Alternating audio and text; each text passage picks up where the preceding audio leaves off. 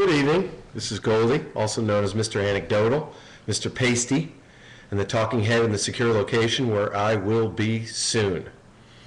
It's Wednesday, December 8th, 2010. Remember, most importantly, I rant so you don't have to.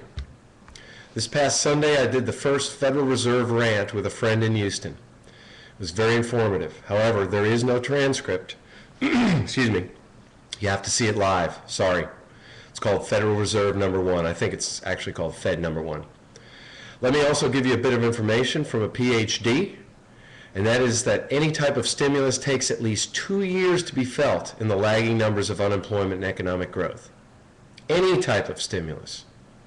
Obama was sworn in around February 1st, 2009, and let's say that the stimulus passed March 1st, 2009. That would mean the first spent stimulus would have an effect March 1st, 2011. So much for the failure of the Obama stimulus. What we're doing here in this rant is building a framework, a paradigm, within which we dig very deeply and get to some very deep truths, if there are any. I've angered or enraged a lot of my friends, and I hope you all forgive me. But we are getting somewhere when it gets really passionate. That's when the real things happen. So we have a framework which then allows us to look at new information like Wikileaks or a Hungarian toxic sludge spill and be able to fit this new information into that framework. Remember, Glenn Beck's news tip email is becktips@foxnews.com and Judge Napolitano's is freedomwatch@foxbusiness.com. Go ahead and send those guys emails. It does help. Someday one of these stories is going to go on there. Tomorrow night, this is a separate thing. Tomorrow night, Eric Telford performs in Austin at the Hideout Theater. And on Friday night in Dallas, Anna Proctor performs at Opening Bell Coffee. Go see them. Here's a brief summary of what I'm going to talk about today. I'm going to talk about Wikileaks. I'm going to talk about free daycare for the children of school-age mothers. I'm going to talk about the Federal Reserve. I'm going to talk about changes to insurance policies in Texas and the relationship of these changes to Rick Perry and his run for president. Friday, December 3rd, 2010 on Freedom Watch, Judge Napolitano's show on Fox Business Network, Republican presidential candidate Newt Gingrich called on the administration to designate Julian Assange as an enemy combatant. He's the founder of Wikileaks. Gingrich wants to have him snatched up, sent to Egypt or some other black site, and waterboard him. Now that's what I made up. But he wants to be called an enemy combatant, and that's what we do with enemy combatants. We torture them. It's reported that in the Wikileaks dump, apparently Hillary Clinton had ordered diplomats illegally to steal password information and passwords from other diplomats. She apologized to the head of the UN for this. And Julian Assange is the one that they want to waterboard. Do you remember the argument that I and others have made?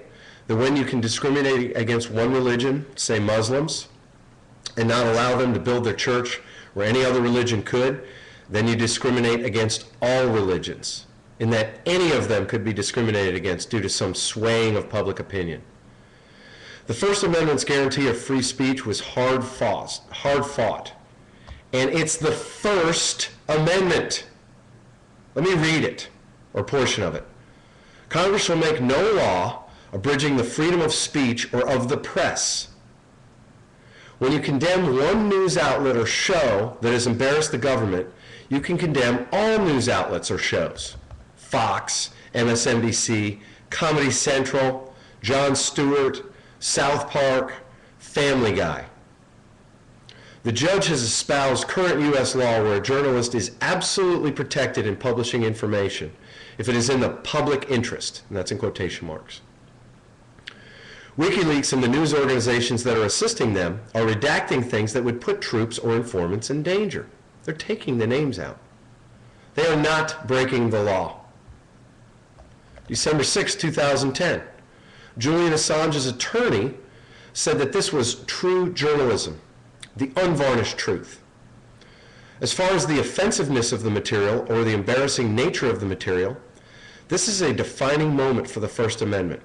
The Supreme Court has ruled that news organizations are absolutely protected as long as the released information is in the public interest. Hang on a second. This was from a case in 1971, the Pentagon Papers, where the court ruled that the First Amendment trumps the Espionage Act of 1917. No matter how you got them, legal or illegal, there is no liability, civil or criminal, for publishing them. The U.S. government has intimidated, or bullied as the judge puts it, Amazon, MasterCard, Visa Europe, and PayPal into not doing business with Wikileaks. Bullied. The judge said, what about when the government tells an ink supplier to not sell ink to the New York Times or the Wall Street Journal because they don't like an editorial that was written? The judge does a true slippery slope on this. Where does it stop, he asks. Congresswoman Connie Mack from Florida agrees with the judge. Send the judge an email at freedomwatch@foxbusiness.com. Please do. Please say you agree with him. He's a lone voice. Goldy agrees wholeheartedly with both the judge and the congressman, and he cannot believe that this legitimate and correct, that's correct in quotation marks, opinion, is on Fox Business Network with a lot of viewers, a lot of Republican viewers. You have to watch him. He's on at 7 o'clock Central. On December 8th, 2010, the judge had Ron Paul on and asked him about the proposed legislation to redefine the word journalist and publisher to prosecute for WikiLeaks publishing, type of publishing. Ron Paul said it reminded him of 1984, the story, and that we all have these First Amendment rights to be free of prosecution for this type of thing. He's saying that even individuals have the right to do it, not just journalists and publishers. Republican Senator John Ensign, Scott Brown, and freaking Joe Lieberman introduced the bill. Lieberman? My Connecticut friends, seriously, get rid of that guy, okay? Get him out of that Senate. I hate that guy. So immediately following my rant last week, my North Texas friend called me and was irate about my stand on abolishing public education. It seems to hit a nerve when I say abolish public education. We went round and round, and I think I got to the heart of it, although he will not admit it to this characterization. I said, just say that you have a right to have octuplets, and I have a duty to pay for them. Again, just say that. You have a right to have octuplets, and I have a duty to pay for them. If that's the basis of your argument, which that's a reasonable argument, it's a fairness argument, it's maybe a moral argument or something like that, then all the tax breaks, incentives, assistance, and student loans that I say should be cut off for as yet unborn children go away. My argument goes away. Because I argue that you do not have the right to have octuplets, and I have a duty to pay for them. I mean, go have as many kids as you want, and I'll chip. I mean, if that's the way it is, and that's a fairness kind of argument, then have as many kids as you want. I'll chip in for their schooling, food, clothes, healthcare, Social Security, student loans. Is that your argument? How can that be the argument? I'm not discussing fairness. I generally don't get into fairness. I don't get into the fairness of the tax system, the fairness of welfare, the fairness of student loans, or the fairness of whether I should pay for all, some, or none of your children. That's a totally different discussion. The fairness comes into it after you see clearly what the system is that you're trying to adjust due to some structural defects of, say, racism, for example. However, we are a long way away from a fairness discussion. What we're doing here is looking at the system, incentives and disincentives and structural defects. Let's not mix up the two. I'm not talking about fairness. Fairness, there's no facts in fairness. Moving on to personal responsibility again, because that's where this leads us. Todd and Don on KLBJ-AM on December 6, 2010 had a story on about the city of Austin pumping more money into a program to keep girls who have had babies attending classes in the Austin Independent School District, what I refer to as AISD. And this is from the KLBJ-AM website, although I did hear these guys do it live. Quotes, on the Austin City Council agenda this week is a funding correction to AISD's Teen Parent Child Services Program. The city's Human Services Vince Cabala says They were shorted $9,000 out of their $658,000 contract. He says they need every dime to keep girls with babies from the middle school level through high school from dropping out. Kabbalah says a $30,000 increase in funding allowed them to take in 10 extra babies this year. So it's costing $3,000 per baby. But it still doesn't meet the need in AISD. Really? So the city of Austin provides free daycare for the children of mothers that are in high school. What? At least one of those guys, Todd and Don on KLBJ, had his head explode on the air at, why are we the taxpayers picking up the tab? Why isn't it the father of the baby or the parents of the girl who had the baby picking up the tab? Goldy, as you might expect, completely agreed. On its face, there are about 4 things wrong with that story, and when you dig into it, it totals about 11 things wrong with the story. It required a typo or a mistake in the funding portion for this year for this story to even get any airplay. Our city is funding daycare for the children of girls that are school age so that they don't stay at home and take care of their babies.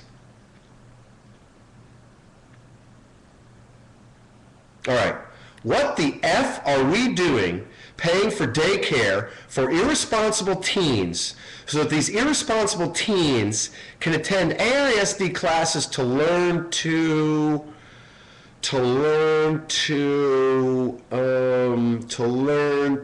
what?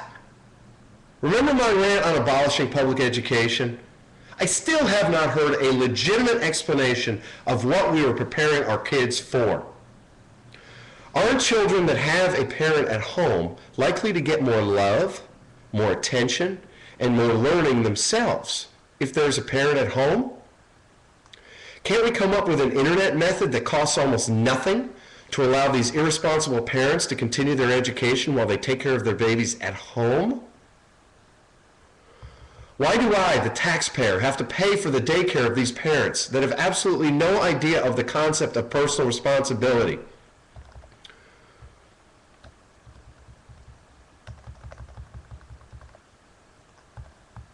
Why couldn't these girls use birth control? Why are we giving another incentive for people to have children at my expense? Why do our legislators think I want to pay for this? Why do our legislators think they have a right to force me to pay for this?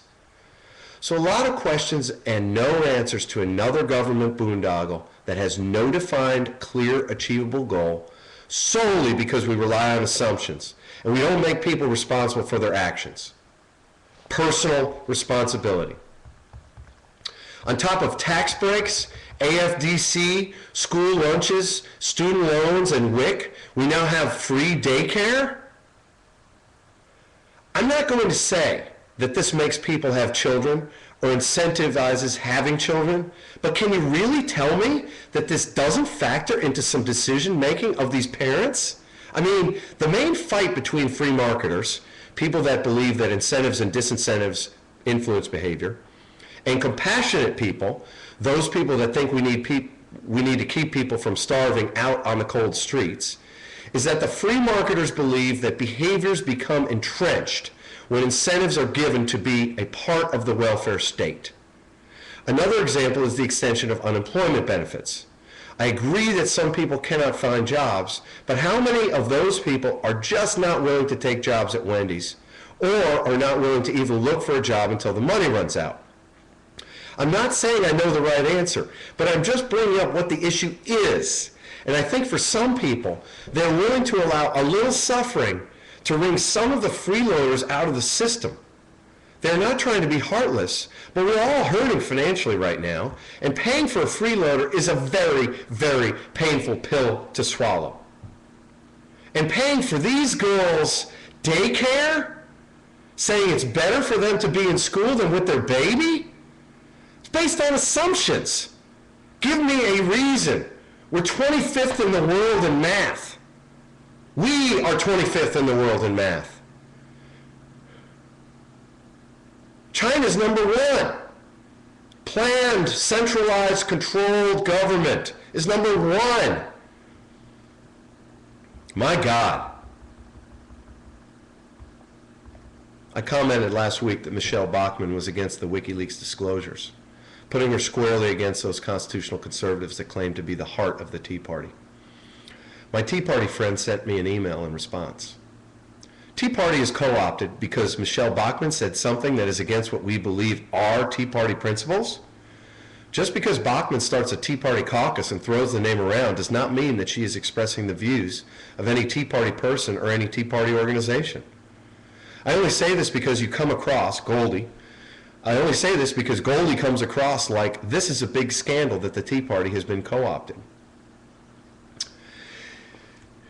You don't have enough time to spend on your show pointing out every time some Republican, Democrat, Libertarian, or Tea Partier says something or votes against the principles of the people they claim to represent. It's just more labeled BS.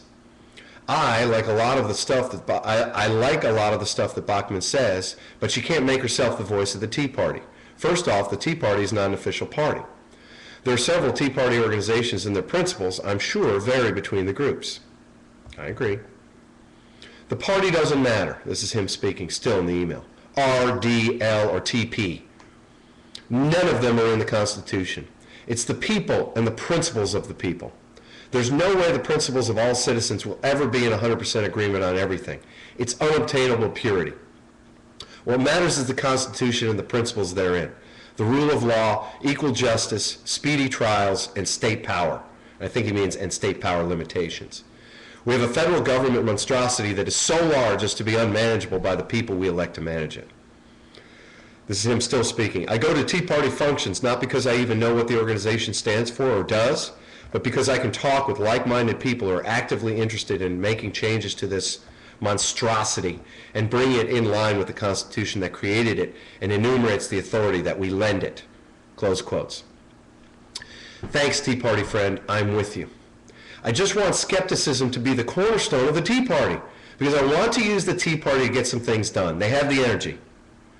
Similarly, one of your favorite Tea Party candidates, Scott Brown, Senator from Massachusetts, has also called for the legislation to make it illegal to disseminate the WikiLeaks type of data, which is protected First Amendment speech under the Constitution and Supreme Court cases. More important than cutting taxes, Tea Partiers and real conservatives, by a long shot, by redefining journalist and publisher so that it would have been illegal for WikiLeaks to publish this data. My point is, don't let candidates and then legislators hijack the Tea Party label and then turn around and look to strip First Amendment freedoms. You, my Tea Party friend, me, and some of my viewers are and will remain the real Tea Party. Back to the Fed.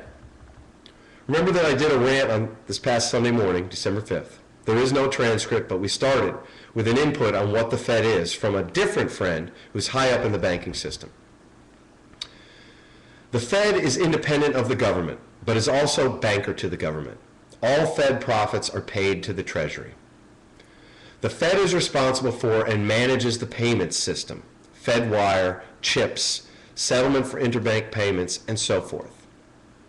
The Fed is responsible for supervision of the bank holding companies, was in charge of some of the consumer protection legislation, but failed to effectively manage this risk. The Fed is the lender of last resort to the financial industry, domestic and foreign banks, for dollars, the international trading and settlement currency. The Fed can create money and uses liquidity and reserve requirements on banks to manage the money supply. The Fed works with other central banks, the IMF, BIS, to manage currency and interest rate volatility in global markets.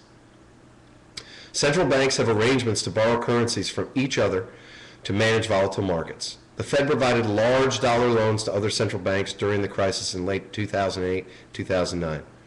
Bernie Sanders and other critics of the Fed are outraged about this. Most of the world's physical gold supply is stored in the New York Fed vaults in the basement of the building on Liberty Street across from the Chase HQ. That was the only thing that my delicate genius didn't agree on or didn't know about. My December 5th, 2010 Fed number 1 rant was mainly concerned with what the Fed is and what they do, because I didn't know. We did eventually get to an explanation of QE1, which is TARP, and QE2, which is the quantitative easing going on now, with Fed repurchases of assets from banks balance sheets, mortgages, etc.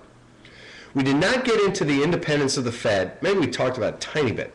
The need for independence or lack of independence of the Fed. Nor did we opine whether they were good or evil, the Fed itself. I leave that up to the Ron Pauls of the world for now. However, there was an interesting story in the Austin American-Statesman on December 2nd, 2010, entitled Fed Names Recipients of Trillions in Aid by Craig Torres and Scott Landman that adds more fodder for our discussions. Quotes, the Federal Reserve, under orders from Congress, today named the counterparties of about 21,000 transactions from $3.3 trillion in aid provided to stem the worst financial panic since the Great Depression.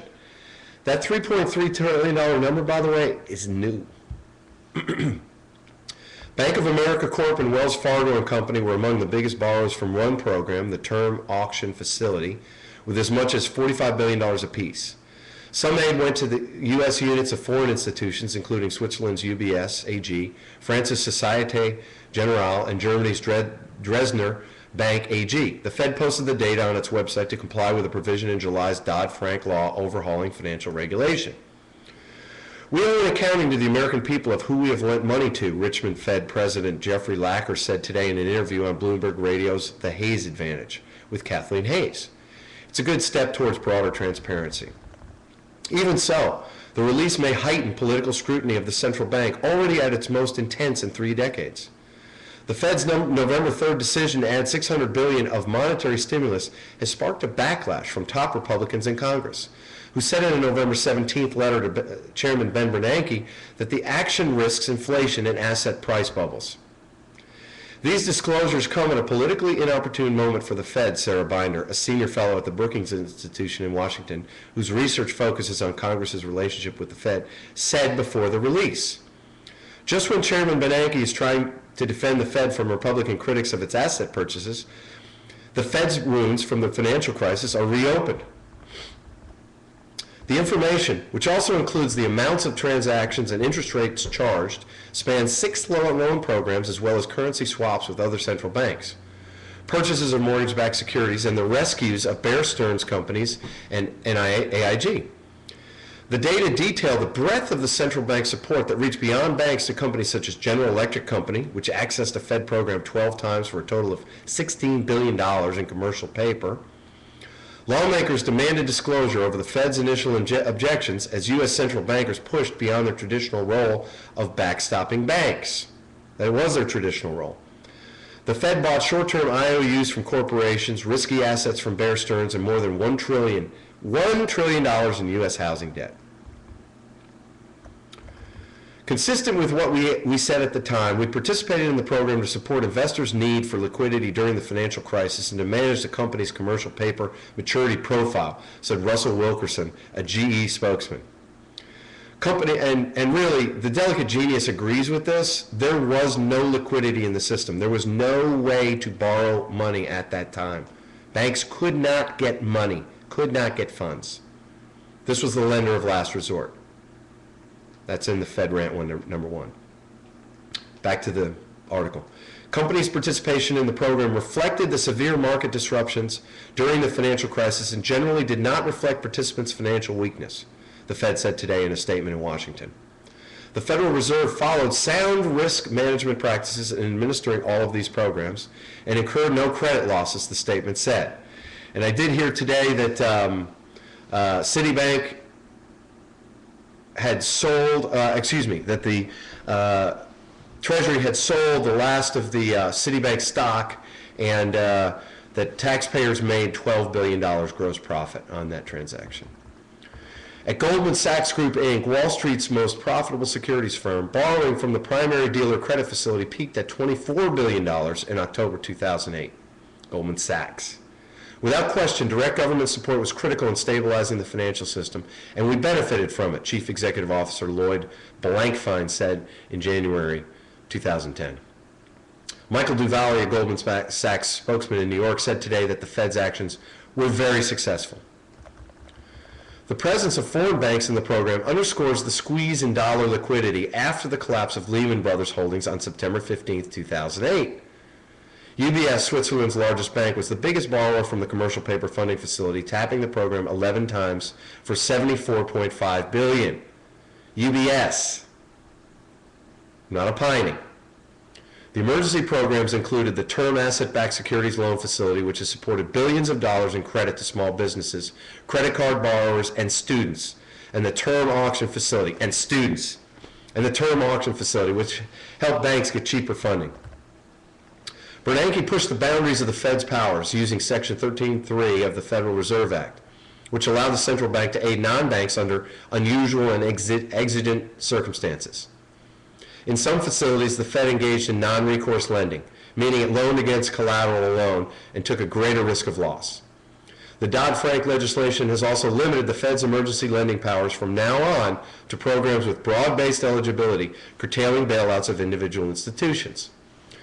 Quotes, "You have to balance the different considerations," close quotes, said Roberto Perli, managing director at International Strategy and Investment Group in Washington, and a former Fed board staff member. They crossed a line, but what would have been the alternative? You can't have a huge run on money funds. The situation was very delicate. The alternative would have been a lot worse. I agree. Delicate Genius agrees. We were staring at the abyss, and nothing was staring back. Additionally, it turns out that there were other non-banks that accessed the facility, including McDonald's Corp., investors like Pacific Investment Management Company, PIMCO, the world's largest bond fund, which tapped the program 96 times for a total of $7.3 billion, and the private investment firm of Michael Dell. All right, wow. Wow is all I can say. Although the Delicate Genius, again, believes that the Fed did it right in TARP. Let's keep talking and learning. I'm reading right now a couple of books on the Fed, so hopefully we'll be able to get a little bit deeper into it. I want to move on to the state of Texas insurance, not the state of Texas insurance, but the state of Texas insurance and its relationship to the presidential run of Rick Perry. From the Austin American-Statesman, December 7th, 2010, an article by Tim Eaton called "State Forbids Deceptive Insurance Policy Clauses." I'm going to read this, and as I read it, figure out what it means, who is the messenger, and what's the message. These commissioners are appointed by the governor, by the way. All right, here's the story. Texas Insurance Commissioner Mike Giesland has signed an order that will prohibit the use of an insurance policy clause that he called unjust and deceptive. In an order signed late Friday and made available Monday, Giesland bans so-called discretionary clauses. The clauses give insurance companies the authority to interpret the term of their policies. So what happens is the interpreter is not a judge, but the insurer. They also provide the legal cover to win most lawsuits in which policyholders sue over unpaid claims. As pointed out in a story in March in the Austin American-Statesman, the clauses effectively give companies the authority to decide who gets paid and who doesn't. The clauses, already banned in 22 other states, are most commonly found in long-term disability policies, though they occur in some health care policies as well, according to Dia Beck, who heads the Office of Public Insurance Counsel. The rule change will not affect past claims, but if a policyholder files a new claim after the effective date, then a carrier cannot use the discretionary clause to deny benefits, Beck said. The order takes effect on February 1st for disability income insurance and on June 1st for all other forms of health, life, and disability insurance policies is issued in Texas. The order from the Texas Department of Insurance said that the clauses offer an insurance carrier potential conflict of interest. Not really. It is possible that such decisions may result in unfair and inequitable outcomes, the order said. The commissioner's order said that the Texas Department of Insurance reviewed several policies. The order contained a few examples of language insurers have used in Texas, including one plan that said benefits under this plan will be paid only if the plan administrator or its designee decides in its discretion that the applicant is entitled to them. Members of the insurance industry associations in Texas weren't available for comment Monday. They have long argued that the clauses are necessary to keep premiums low and help them fight off frivolous lawsuits. Patient advocates, meanwhile, cheered the order. Tim Morstead, Associate State Director with AARP Texas, called Griesling's move a significant victory for Texas consumers. It can help level the playing field when insurance companies deny coverage, he said. Insurance should be there when you need it. Linnea Nasman, Programs and Government Affairs Coordinator with the National Multiple Sclerosis Society's Lone Star chapter, said multiple sclerosis takes an emotional toll on a patient, especially when legitimate claims have been denied. So news of the rule change will come as a relief to people with the disease and other health conditions, she said. It's just such an essential safeguard for protecting consumers, Nasman said. I think it's a big relief for everybody. All right, so it takes effect on the disability policies on February 1st and on June 1st for everything else that it's going to apply to, health insurance policies. What will be the date that Rick Perry announces his candidacy for president? That should be the over-under. Is it going to be before or after June 1st? Send me your bets. Okay. So the chairman of the Texas Board of Insurance does not do anything without the say-so of the governor, and that is Governor Rick Perry, author of Fed Up, Republican presidential candidate. A major change to all health insurance policies in the state of Texas is to be implemented by the Texas Board of Insurance with the acquiescence of Governor Perry. So think, classic message. Hearing Rick Perry say, if he were to go to Washington as president, he would try to make the federal government as inconsequential as possible is quite a statement, considering he needed to use federal funds to balance the budget in the last legislative session. Having said that, Texas has the highest homeowner insurance rates in the country, the best of crony capitalism.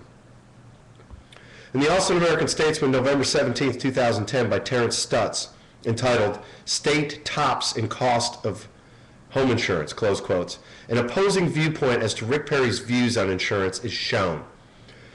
Average premiums of $1,460 in Texas is again nation's highest, compared with $791, which is the U.S. mean. After slipping behind Florida a year ago, Texas jumped back into the top spot among the states with an average annual premium of $1,460 for the most common type of homeowners policy sold across the country, compared to a national average of $791.